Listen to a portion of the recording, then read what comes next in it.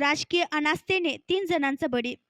हे भीषण वास्तव्य कोणत्या सिनेमातील नसून हे चित्र जळगाव जामोद मतदारसंघातील आदिवासी बहुल ग्राम गोमाल या गावचे आहे.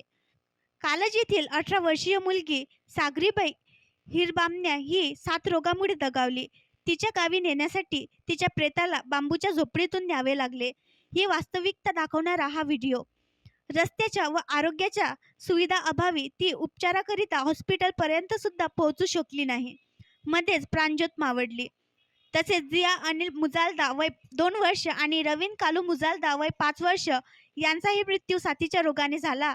अजूनही साथरोगाचे बरेच रुग्ण जळगाव व खामगाव येथे भरती आहेत.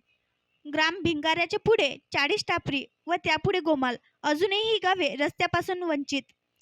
अजूनही अवघड रस्ते किती जीव घेणार. मतदारसंघातील अनेक गावात कमिशन मिळण्यासाठी पुन्हा रस्त्यावर रस्ते करणे, परंतु जिथे आवश्यकता आहे अशा गावांचे आणि शेतरस्त्यांचे पुलाचे प्रश्न प्रलंबित.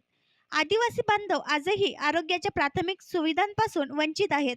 आदिवासी गाव गोमाल येथील आमची महिला भगिनी साथीच्या रोगाची बळी ठरली आहे. दूषित पाण्यामुळे अनेक रुग्णांना गावामध्ये साथीच्या रोगाची लागण झालेली आहे. जळगाव जामोद मतदारसंघातील वास्तविकता दाखवणारा हा व्हिडिओ पाहिला की तुमचं मनही हेलावून जाईल. अशी परिस्थिती असताना या रुग्णांना वेळीच औषधोपचार केव्हा मिळेल?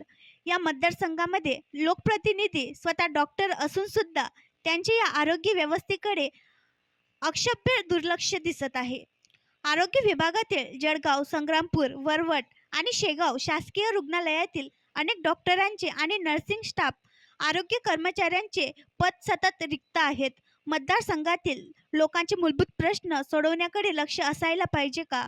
डॉक्टर स्वाती वाकेकर.